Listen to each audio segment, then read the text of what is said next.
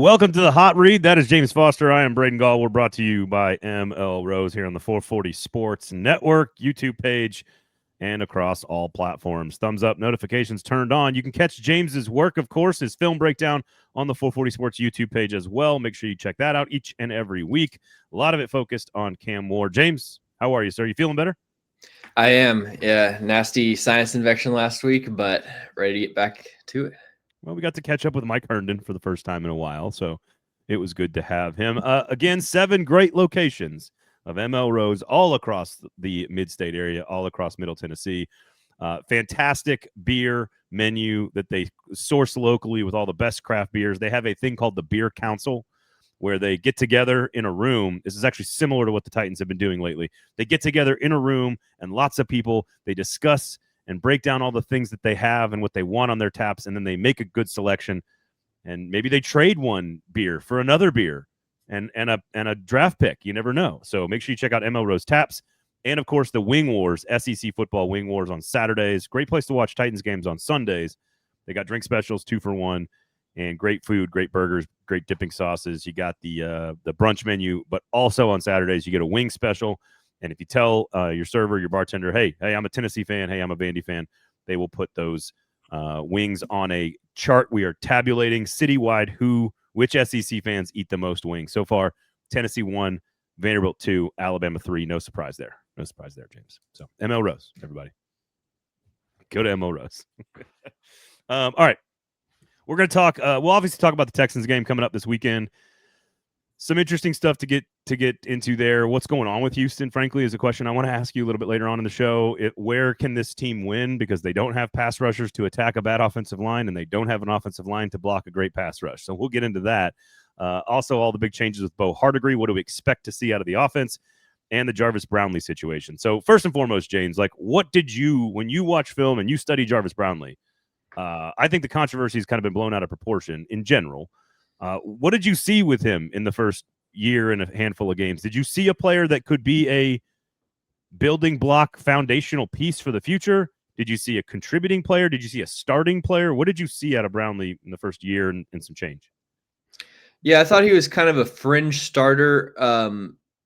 At times played like a good starter, but just, hadn't shown the consistency. And, this year was obviously going to be a big year for him to cut down on the penalties, clean up some of the coverage issues that he has. But, I think ultimately it is pretty surprising to me that he goes for a 5th-round pick in the 2024 draft. And then based on what he's done in the NFL, he declines in value.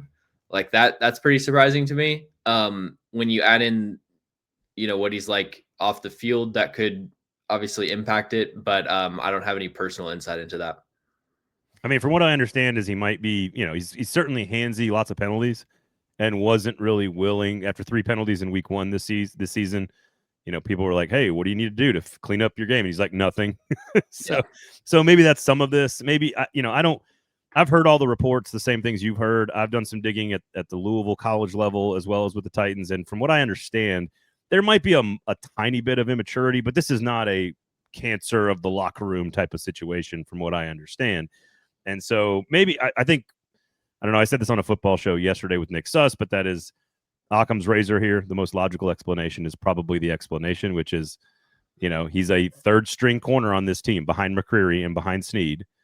And maybe he's not the perfect fit culturally in the locker room. And you also have a terrible football team right now, and you're trying to gain future assets. And maybe that's all there. To me, that's kind of all there is to it. It feels more dramatic than it probably is. Yeah, I would agree with that. All right, a man of many words. All right, so how about the other big change, which is play calling? Do you have? Well, I was going to ask you, do you have moments where you were like, that was the wrong call from Brian Callahan in the last 3 weeks? Is there anything that stands out to you? So I think that the way that I would say it is there are some play callers in the NFL that are really elevating their offenses and like carrying their offenses, maybe 5 or 6, a handful. There's a group of offensive coordinators that are kind of just like it's an input equals output type of situation where their offense is going to be as good as their players. It's basically fine. There's some stuff I would disagree with, some stuff that's nice, and then there's some offensive coordinators, a handful that are really holding their teams back. I would put Brian Callahan personally in the second group, where like I think there are run concepts that they have that are way too slow developing. Like when they try to do that orbit motion, where the running back goes behind, and it's easy to read. It doesn't it's not effective eye candy, and like that kind of stuff I don't really think is effective. I would go back to last year. I think if you've got Will Levis as your quarterback, like your offense needs to be play action shots over the middle. Basically, that needs to be the bread and butter of your offense, and that wasn't really a part of their passing game. So there's definitely areas of criticism that I would have. Overall, though, I think he's an NFL caliber offensive coordinator. To me, this move is less about actually improving the play calling, and it's more about improving the other aspects of Brian Callahan's job by taking play calling off of his plate, because they don't have time to install new plays. So it's going to be the same offense. That they can put in maybe 1 or 2 new plays a week, but like you're not going to see a drastically different offense, like just in terms of how it's designed. So it can be called differently, sequenced differently, but that's just kind of reordering like the same shit. So to me, the real effect of this, if you're trying to sell this, or if you're trying to be optimistic, is that Brian Callahan, freed up from having to call plays and get the offense ready to go every single drive, is going to have fewer gaffes in terms of game management and that sort of thing. I mean, I think that's fair. I do think that we do have to differentiate between offensive coordinator and play calling.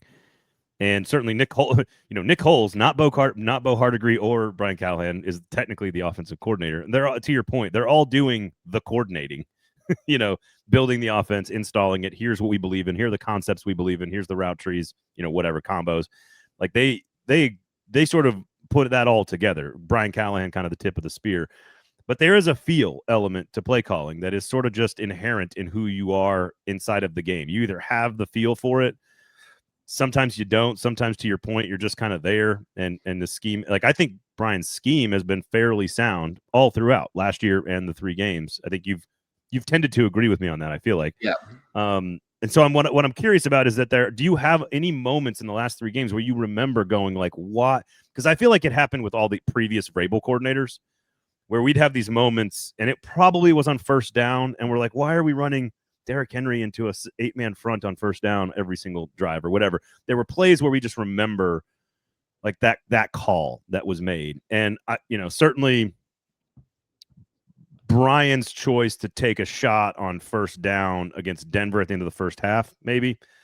Yeah. The running play with Pollard on 3rd and 3 at the end of the half against the Colts, maybe. I don't know. Like, do you have any moments where you just go, like, I don't feel like he got that right there? Because I agree with you. It's more about plus game management for his resume. But I don't see Brian Callahan making a ton of let's just put it all on him for a second. I don't see him making a ton of adjustments, because I think the sequencing to start the games tends to be pretty successful, generally speaking. At least last year it was. And so if it's not the sequencing and the week of install and the play and hey, we think this defense is going to take this away, let's attack it this way. If that's not the problem, then it's exclusively about timing, is it not? And so I want to know if you found any moments where you're like, that was just terrible timing. Yeah, I think that a lot of the worst moments I would almost group them into like game management issues as opposed to play calling issues. Cause like the end of the first half against Denver, like you said, to me, that's not really an issue with Brian Callahan as a play caller. It's an issue with him understanding the time and situation, and knowing that you need to keep not just hand free points to the Broncos. So his explanation about that, by the way, made sense to me when he explained it. He was like, we knew we were going to get man coverage.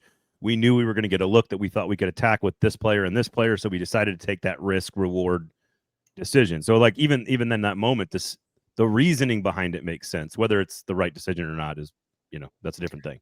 Yeah, I mean, for one of the passing plays, though. Well, the second one was Ridley's fault because he didn't even run the right. He just like ignored the play. I thought that was Chigakonkwo. Well, I was told it was Ridley that on the didn't. screen? Yeah, that didn't turn, and Oh, that's what I okay. thought. But we can either way. A player did not execute the play properly. Right.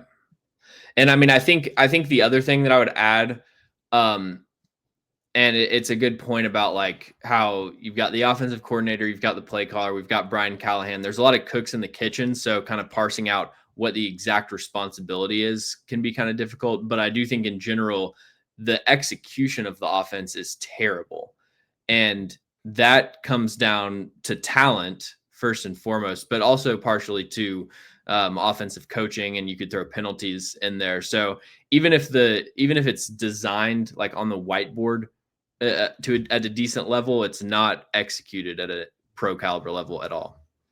Well, and I think people were surprised it didn't go to Nick Holes. I mean, if you paid attention to this team, Bo Hardigree, not only is he a very coveted mind around the league, that Cam Ward, every time Cam Ward talks about anything in the offense, he's talking about his relationship with Bo Hardigree. And if you watch practice and camp, the guy in the huddle with Cam Ward during every drill is Bo Hardigree. So I don't think it's a surprise that he's the guy that's going to be sort of in Cam's ear, so to speak, in terms of their communication.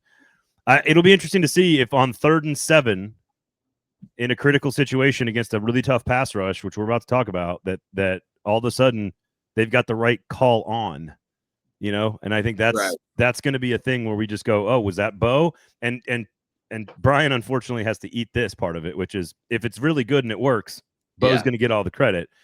And if it's not great, then it's still going to fall to Brian Callahan. Yeah.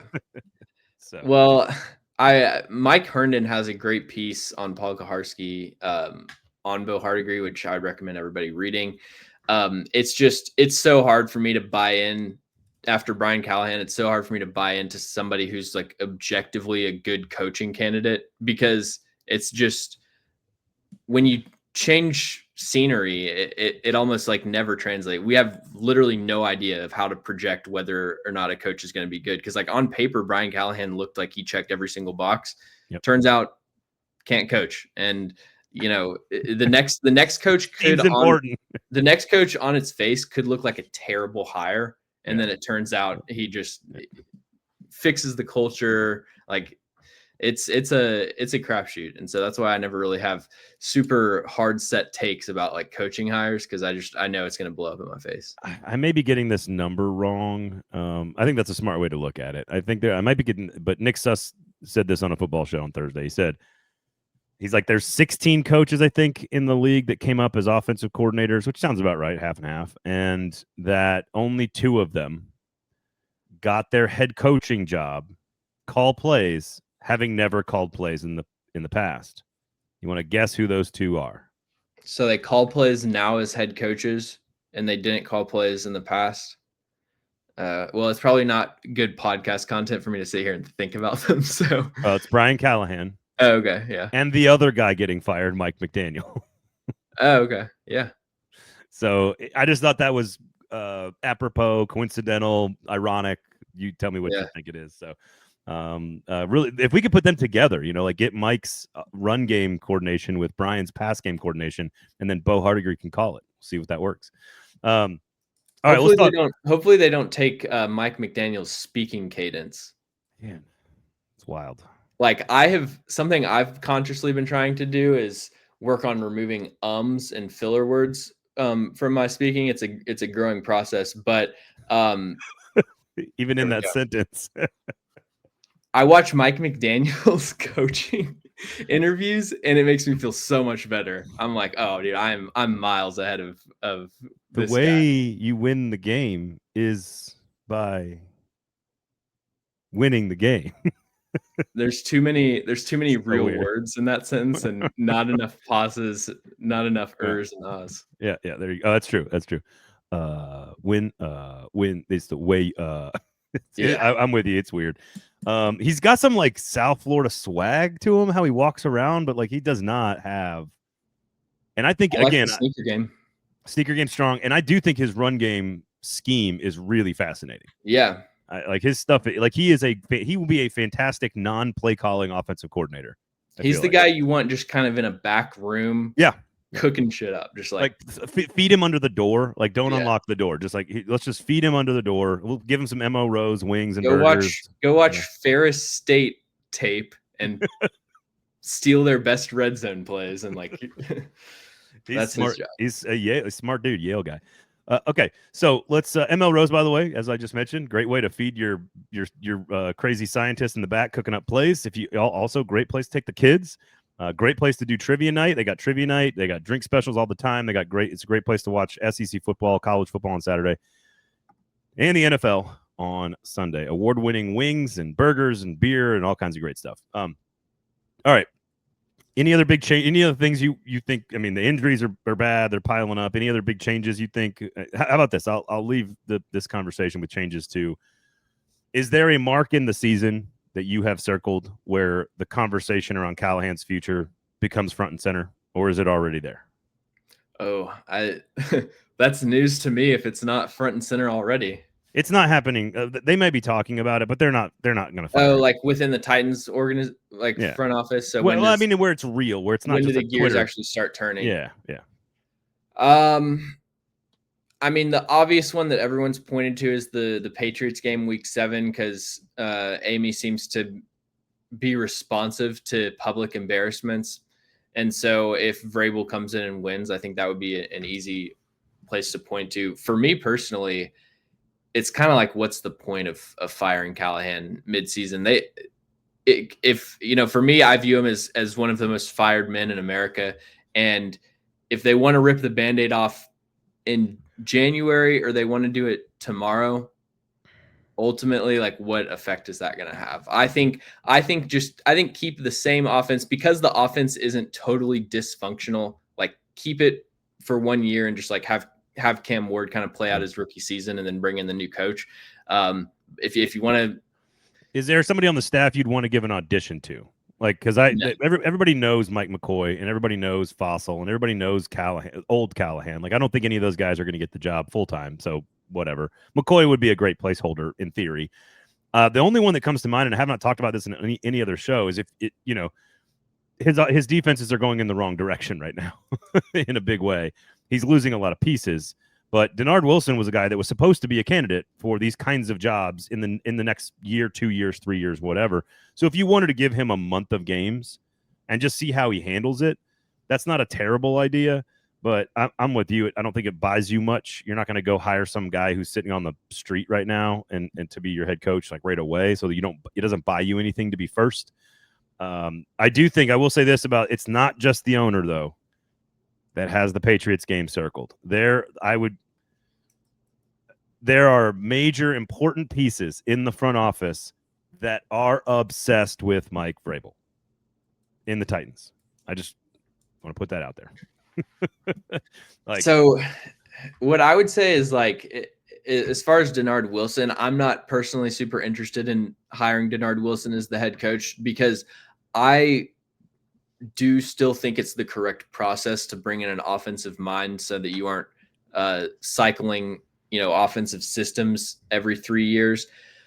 But I think if you got to a point where it was like the writing was already on the wall with Callahan, you've got 6 games left in the season and you want to just get rid of him, I would honestly put Denard Wilson as interim head coach just because I think he's probably the most deserving coach on the staff, and I'd want to give him an opportunity to prove himself. But I probably wouldn't be going down the defensive coordinator route either. And I think Wilson is a better defensive coordinator than the results last week would say. Absolutely. Okay. I think this is just a team that's lacking talent at pretty much every level.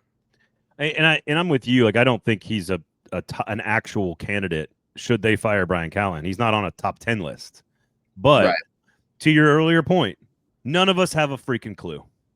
None of us know how these guys respond, how the players respond, how a guy rises to the challenge, or in this case, Brian Callahan, he has kind of shrunk from the spotlight these last 3 games. But you just never know. I mean, interim coaches in college go on to be successful when nobody expects them to be successful. It doesn't happen often, but it does. And so if we're just sort of admitting to ourselves that we just have no real evidence to say yes or no about a coach other than someone who's already kind of proven and has like a track record of this is what I do well and this is what I don't, if you're new to the role, there's a chance you're just way better than anybody thinks. Mm-hmm. There's a chance that you have no business being in that role. That's the only thing I can think of is give Wilson like a 4, 5, 6 game. Let's just see how he does. And, hey, maybe he turns into a candidate. Maybe he doesn't. But at least we've got more information on him now, right? Like that's kind of how I see it. So I'm not just suggesting that they should go after him or a DC, like to your point. All right, let's talk ML Rose. Everybody go check them out. 7 locations. Let's talk Texans here for a few minutes. And just on film, I want to ask you, like, what is going on with CJ Stroud with the offense outside of the offensive line being bad? What is going on with this team to make them 0-3 to this point? They've got tons of talent at almost every position outside of the offensive line. Yeah, I think it's been a couple things. Like the first thing that I would mention is the offensive line. They've got a lot of young players like Ariante Ursery really struggling so far this year. I think for CJ Stroud, there's a couple things. There are some examples of just lazy footwork and lazy pocket management and him sort of maneuvering the pocket as if he's being protected by the Eagles offensive line and, not stepping up when he needs to and just kind of, I hate to say the word lazy, but it's like lazy footwork on some of these throws. I also think his accuracy has been kind of overrated since he's gotten to the NFL. He's sort of been living off of a reputation from college where he was this precise pinpoint passer. Even in his rookie season, where he did play much better, the accuracy and the scattershot ball placement was still, to me, the biggest concern with him. So I think it's those two things that have sort of combined to just make the results a lot worse. Is he the player is he a blend of the player we've seen so far in this first year, second year, and now third year? Is that what you're saying, kind of, to some degree? Well, he's definitely as bad as he's ever looked in the NFL to me, or at any level, college included, over these first 3 games. Well, and it's funny because the Titans continue to change a lot of these positions, right? They've got White now at linebacker alongside Cody Barton. You don't have Tavondre Sweat anytime soon. You've now traded Jarvis Brownlee, so as Coach Callahan said, maybe you're going to get Marcus Harris, maybe you're going to get Armour Davis, maybe you're going to get Darrell Baker, I assume, is going to get some reps. What are the changes now with the personnel being different for the Titans that you see can attack some of those weaknesses that Stroud is showing on film?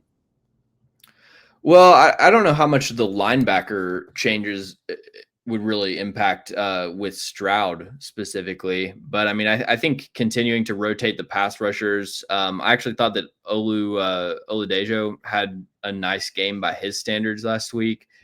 But I mean, they're just going to have to, I think, the biggest thing I would say for the Titans is that they need to rush with better discipline. Jeffrey Simmons has been maybe a step below defensive player of the year level play. I mean, this is as good as he's looked as a pass rusher for a 3-game stretch. So got to shout him out. Maybe ever, right? Yeah. But the discipline and the rushing lanes that they rush with are just, it sets their defense up to get gashed by scrambles, especially if they're playing man coverage. And you saw that on some of Daniel Jones' explosive plays last week. So that's something that they've got to do. Like, they're going to be able to generate some pressure, I think, this week, but they can't let pressure and pushing the pocket turn into CJ Stroud running for 20 yards. Femi Oladejo has played 71% of defensive snaps. You think you've seen progress, even albeit slow, for him? Yeah, I thought last week was pretty solid. There were some nice reps in the run game of him setting the edge and just like collapsing blocks. And then he had a couple nice pass rush reps. What's the next step for him? The next step is just the bull rush has to be more consistent, and he's got to, I think, be able to get like 3 or 4 pressures a game with his bull rush and have that be something that tackles kind of fear heading into the week so that it can set up his speed moves. Is there a player on the roster that could take advantage, not named Jeffrey Simmons, that could take advantage of the offensive line? Like, Femi's getting better, fine. Arden Key has his like one thing that he does. Do they even have a piece that could take advantage of the weaknesses that we've just talked about with this offensive line? Well, they could all do it. I envision them all having like nice plays next week, but it's about, can they do it for an entire game to impact CJ Stroud? No, I don't think so. And in the secondary, what do we make of the changes? 3 safety look, very popular with this team right now. Amani Hooker coming off the edge actually has had 2 or 3 really nice blitzes this season already. So I don't know if there's something there to be tracked. And then, Brownlee, say what you want, but he's played almost 70% of the defensive snaps through 3 games, banged up or otherwise. They got to fill those snaps with somebody. Well, Brownlee won them one of the games against Houston last year. So he was kind of their weapon. I think that for as far as this, what's that? I said super. Yeah. As far as the secondary, I think Amani Hooker, the first place I would go is Amani Hooker has to not have the worst game of his career, which is what happened week 3. I mean, he was their worst defensive player, and gave up probably 5 or 6 explosive plays just that I noticed from watching through it. So yeah, I think him kind of returning to form would be the number one thing. And I thought that L'Jarius Sneed actually played decent the last time we saw him, but we'll see if he can back up the talk with Nico Collins. Some juice there, huh? All right. You want to go to the other side of the ball? Let's talk offense. Let's talk offense for the Tennessee Titans, which is, look, we know Cam Ward, and we can get into Ridley here, but as well, and the interior offensive line and the running game, and there's all kinds of things to talk about. Cam Ward's deepest air yards so far on any throw. I don't know how many attempts he's got right now, but it's like, what, 140, something like that, or 100, I don't know what it is, but it's whatever his total number of attempts is. His deepest air yard so far, the longest football he has thrown in a game, yards-wise from line of scrimmage, is 22 yards. You and I have talked a lot about his inaccuracy down the field, outside the numbers in particular in college.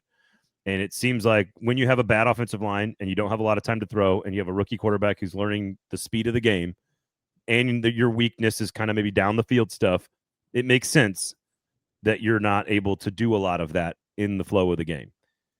I don't imagine that changes this week, right? Well, so let's see. Yeah, I've got him with 3 pass attempts above 40 air yards. Are you sure about that? Yeah. Well, are you talking about like the touchdown pass to Iomanner, which was clearly like 50 yards in the air? But they were all incomplete. So is as long as completion then 22 yards? Did I get that wrong? Okay, so that could be what you're thinking. Longest completion was like 20 air yards. Okay, so maybe that's what I was saying. The point is he's not. That's his one area of weakness that we kind of saw from an arm standpoint. We knew sort of like extending plays and footwork and pocket presence. That stuff he's got to have to work on. But we knew the only real weakness, throwing the football with the arm itself, is sort of accuracy, especially outside and down the field. I don't know how you add that to the game this week when you have Dan Moore and then fill in the blank on the right. Maybe Zeitler's back, and then Calvin Ridley's dropping passes, and Houston can rush the passer, with Will Anderson and Hunter. I don't know how I don't see that changing this week, I guess, unless you tell me that I'm wrong. It's fine. Well, and the response to getting quick pressure but still wanting to push the ball down the field is just chuck up a 50-50 ball down the sideline to Iomanor. If there's one thing that Derek Stingley is elite at taking away, it's 50-50 shots down the sideline. Like, how many interceptions and pass breakups does he have across NFL and college? 30 yards down the sideline. So it'll be interesting to see how they kind of match them up. If I were the Texans and I was going to shadow, I would shadow Stingley on Iomanor and just kind of leave Ridley to his own devices. But that's a crazy thing to say out loud. I mean, I'm not saying uncovered, like leave them uncovered, but Well, it's not like they don't have other good players. Like they're yeah, not loading Kamari the second. Lassiter is really good. Yeah, they got some solid players. Yeah. So just don't worry about Calvin Ridley. That's a good strategy by the defense. But ultimately, I think that it's just gonna have to come down to the receivers making plays. I can't do any more of these like, oh yeah, Cam Ward threw a great pass down the seam, but this player dropped it. Like, how many times am I gonna have to break down that same play on the Cam Ward film breakdowns? So was it Chig or was it Cam? Well, it's like every single throw's the same, where it's like A little too strong. it could have been a little bit shorter, but you'd think an NFL receiver room would come down with one of those over the course of the season, but apparently not. Oh my god. I mean, if now again, Chig is not supposed to be the seam route tight end. That is the 6'5" Gunnar Helm who would have caught that pass easily. In theory. That's true. In theory. Where all right, first let's talk offensive line and blocking. How do you fix this problem against this defense? Is there even a way to do it, or you just got to, because if you're already telling me the one thing that worked against the Rams, which is Io Manor down the sideline in an effort to slow down a pass rush, which they did not slow down, by the way, in that game. But now they have a piece to take that away in Stingley, and like the Broncos did with Surtain. So what's the counter punch there? Yeah, well, there is not really a counterpunch to not being able to block people, but I think Dan Moore had a solid performance last week, which is good to see. It'll obviously be a different test this week. They've done a pretty good job of moving the pocket, a lot of play action, bootlegs. I expect that to continue, and try to use their aggression upfield against them and get them flowing one way, clean rollout, and that has been a pretty good source of positive plays for them. Ward likes being out there, even to his left. Even to his left, he likes being out there. There's no question about that. All right, what about the running game here? Can they find some success? It's also a good way to attack a pass rush that you can't block. This was supposed to be the strength of the offensive line, was the interior run game. You've talked a lot about those three offensive linemen on this show. Skoronski still looks the part. Cushenberry had a couple of real bad reps last week, but Pollard has, I think, his longest rush of the season is 11 yards. They did have the Chestnut run last week, but that was sort of a busted play up the middle that he kicked out down the sideline. So what do you make of the running game's chances this weekend to take some pressure off the rookie quarterback? Yeah, I think Peter Skoronski has been improved from last year. Need to see a lot more from Lloyd Cushenberry in both phases, really. And Pollard, I think, is kind of efficient, like taking what he's given, but I just see no explosive play potential with him. So do you know when Spears comes back? Because to me, that would be like the one thing that like we've seen him walking around and like ready to go at the facility, but that doesn't tell you much. That just sort of says, oh, he's here and he's engaged, which is as you'd expect. But I would imagine it's very soon. Yeah. Because we got some questions this week about, like, if they're going to trade Brownlee, you have to think that they're interested in trading a lot of pieces over the next when's the deadline? 2 weeks? 1 week? 2 weeks? 3 weeks? That you have to be willing to kind of move everybody. And I think Pollard actually could have some minor value if you're talking about a team that's got an injury and you want to go get a running back who's very dependable, that can do kind of a little bit of everything. You could probably get him for pretty cheap. I don't know, 5th round pick or something. I don't know. I can see the Chiefs. Yeah, like, wouldn't you? But the question is at this stage, like, do you even have a NFL caliber running back ready to go with Spears hurt and your other options being essentially special teamers in Chestnut and Mullings? I don't think you do. Yeah, I mean, do you think that they're entering a fire sale stage, or do you think that the Jarvis Brownlee trade was kind of just a one-off thing? Yes. Is my answer. Yes. I think two things could be true. I think they'd be foolish and not doing their jobs if they were not entertaining how to make their team better in the future. I think that's a failure to execute your job.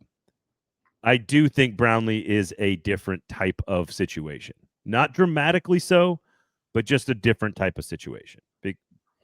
Because again, just on the merits of it, a starting NFL corner on a rookie contract who's got some. He's a really good tackler, and could be a starting player for your defense for the next 3 years for basically no money.